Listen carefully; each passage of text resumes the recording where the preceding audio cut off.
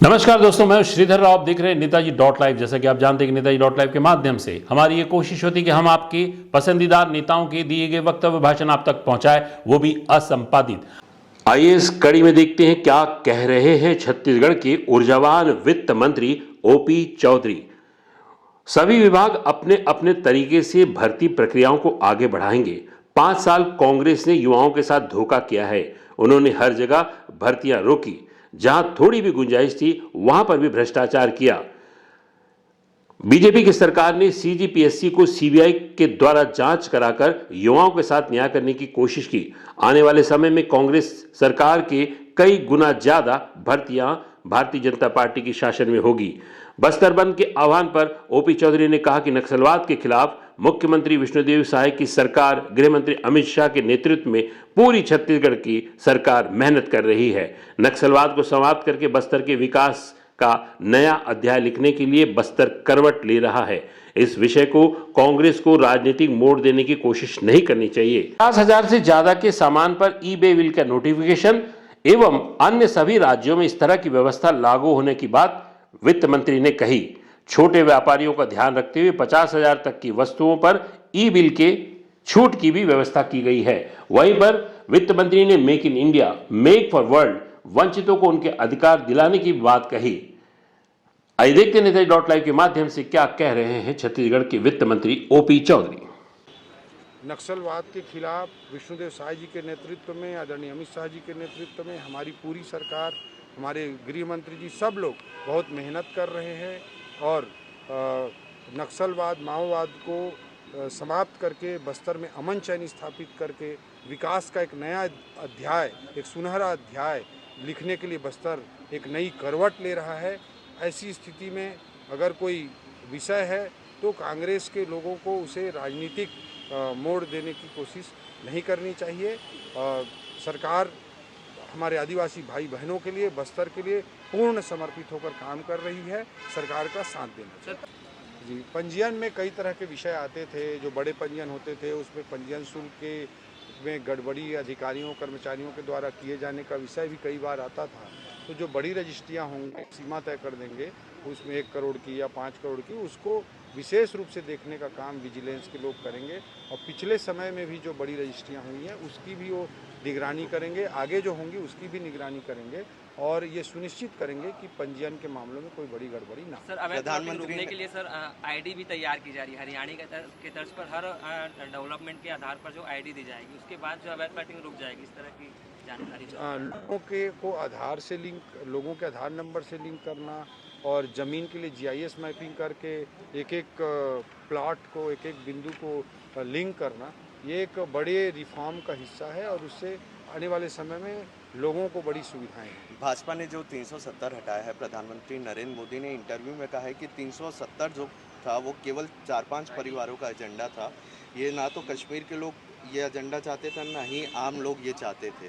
विपक्ष ये चाहती थी और 3-4 लोगों का ही ये एजेंडा था। 370 जो है उसको हटा के मोदी जी ने अच्छा किया, ये उन्होंने इंटरव्यू में कहा। किस तरह इसको देखिए, वहाँ पर रिजर्वेशन, आरक्षण मिलने की बात हो, 370 के कारण नहीं मिल पाता था। वहाँ पर भ्रष्टाचार रोकने के लिए सेंट्रल एजेंसीज को प्रवेश करना हो, वो प्रवेश नहीं कर पाते थे। इस तरह से 370 का एजेंडा सब जानते हैं कि किन किन परिवारों को हित कर रहा था। ये कश्मीर के लोगों के लिए भी हित में नहीं था और भारत देश के लिए तो एक कैंसर की तरह नासूर बना हुआ था।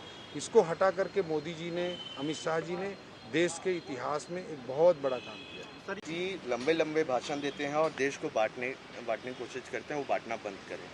देश को बांटने का काम किसने किया?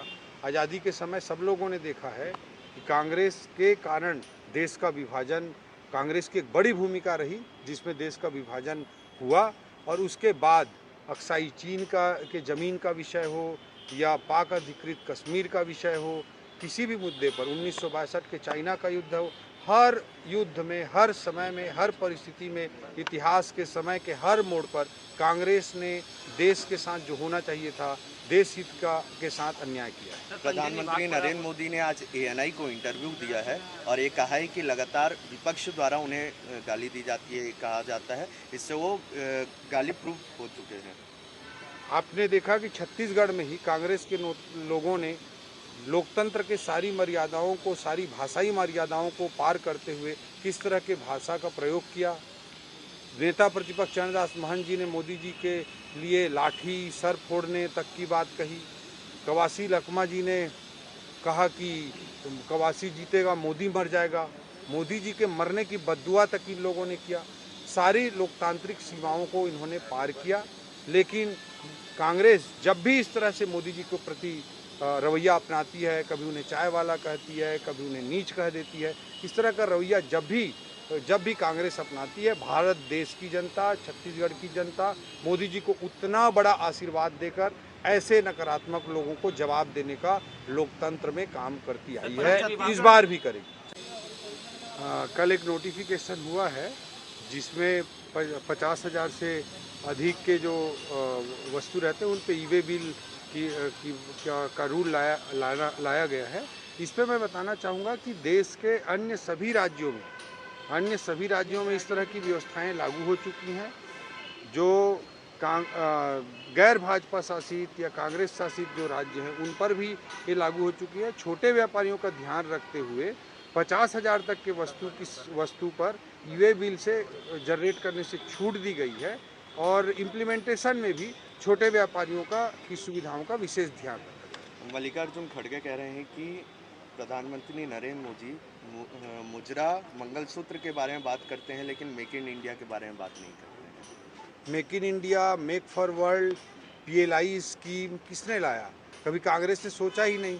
कांग्रेस के ज़माने में न कोई इलेक्ट्रॉनिक मैन्युफैक्चरिंग यहाँ पर भारत में हुआ, न कोई मोबाइल चाइना से बनकर आते थे, रक्षा के उत्पाद चाइना से बनकर आते थे। रक्षा उत्पादों पर कांग्रेस दलाली करने के लिए आज़ादी के बाद 50 सालों तक अपना दलाली खाने के लिए भारत को डिफेंस का मैन्युफैक्चरिंग हब नहीं बनने दिया। आज मोदी जी के लीडरशिप में भारत मोबाइल मैन्युफैक्चरिंग का, इलेक्ट्रॉनिक मैन्युफैक्चरिंग का, डिफेंस का, रेलवे इक्विपमेंट्स का एक मैन्युफैक्चरिंग हब बनकर उभर रहा है। वैसी स्थिति में कांग्रेस के लोग बोलें कि मेक इन इंडिया पर मोदी जी बात नहीं करते, ये हास्यास्पद है। कांग्रेस को अपने गिरेबान में झांकने की ज़रूरत है। ओबीसी के अधिकारों का किसने हनन किया सब लोग जानते हैं। कांग्रेस को 40 सालों तक मौका मिला हुआ था, कभी ओबीसी के लिए उन्होंने नहीं सोचा। ओबीसी आयोग को कॉन्स्टिट्यूशनल स्टेटस, संवैधानिक दर्जा देने का काम अगर किसी ने किया तो नरेंद्र मोदी जी ने किया। कैबिनेट में, अपने कैबिनेट में सबसे ज़्यादा पिछड़े वर्ग के मंत्रियों को जोड़ने का काम अगर किसी ने किया तो नरेंद्र मोदी जी ने किया। सभी वर्गों, चाहे ST हो, SC हो, OBC हो, जो वंचित वर्ग हैं समाज के, उनके लिए समर्पित होकर काम करने वाली अगर कोई पार्टी है तो भारतीय जनता पार्टी है, जो नरेंद्र मोदी जी के नेतृत्व में लगातार अच्छा काम कर रही है। राहुल गांधी जी पहले अपनी बेरोजगारी दूर कर लें। उनको लगता है कि उनको न देश की समझ है न परिस्थितियों की समझ है। आटा को जो लोग लीटर बोल सकते हैं, आटा को लीटर में नाप सकते हैं, उन्हें देश और युवाओं की मानसिकता की क्या समझ हो सकती है। भारत देश मैन्युफैक्चरिंग हब बन रहा है, भारत देश विकसित राष्ट्र बनने की दिशा में तेज़ी से आगे बढ़ रहा है। इस बात को वो कांग्रेस के लोग पचा नहीं पा रहे हैं, इसलिए अनर्गल आरोप प्रत्यारोप की राजनीति कर रहे हैं। विभाग अपने अपने तरीके से इन प्रक्रियाओं को आगे बढ़ाएंगे। मैं इतना कह सकता हूं कि 5 साल जो कांग्रेस के रहे वो छत्तीसगढ़ के युवाओं के साथ अन्याय और धोखे के रहे। उन्होंने हर जगह या तो भर्तियां रोकी और जहां थोड़ी मोड़ी हुई वहां पर भारी भ्रष्टाचार किया गया, माफिया राज किया गया। आज इसीलिए हमने PSC में CBI जांच का तत्काल नोटिफिकेशन कराया है और आने वाले समय में 5 साल में कांग्रेस के 5 सालों की तुलना में कई गुना ज़्यादा भर्ती होगी। आज बस्तर कानूनी कार्रवाई नहीं हो रही, इसमें कानूनी पक्ष को भी हम निश्चित रूप से ध्यान रखेंगे। कुछ लूप होल भी रह जाते हैं, उसके कारण भी दिक्कतें होती हैं।